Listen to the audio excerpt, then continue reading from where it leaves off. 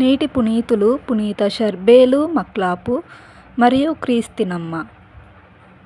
24 July 2025. యావే అగ్నిరూపమున సినాయి కొండ మీదికి దిగివచ్చును. మొదటి పట్టణము నిర్గమకాండము 19వ అధ్యాయము 1-2, 9-11 మరియు 16-20 వచనాలు. ఐగుప్తు దేశము నుండి బయలుదేరిన 3 నెలలకు 3వ నెల మొదటి దినమందే ఇజ్రాయేలీయులు సినాయి అరణ్యమునకు వచ్చిరి. వారు రెఫీదీము నుండి ముందునకు సాగిరి. సినాయి ఎడారి చేరుకొనిన పిదప అచటనే కొండకు ఎదురుగా విడిది చేసిరి. యావే మోషేతో, నేను కారుమబ్బులో వత్తును, అట్లైనచో నేను నీతో మాట్లాడుట ఇజ్రాయేలీయులు అందరూ విని ఎల్లప్పుడూ నిన్ను నమ్ముదురు అనెను.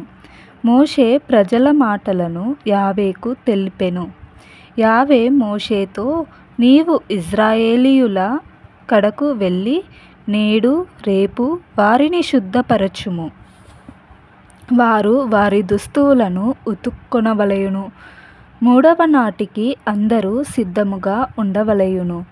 3వ నాడు ఎల్లరూ చూచుచుండగా యావే సినాయి కొండ మీదికి దిగివచ్చును.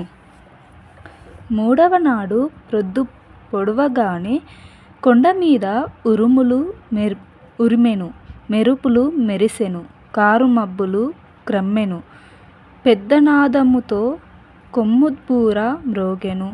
విడుదలలో ఇజ్రాయేలీయులందరూ వణికిపోయిరి.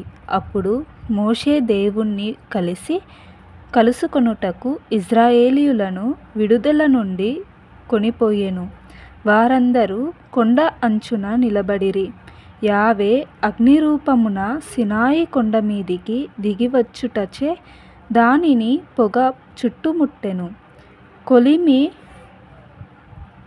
పొగవలె కొండ నుండి పొగ పైకి లేచెను. కొండ అంత దద్దరిల్లెను.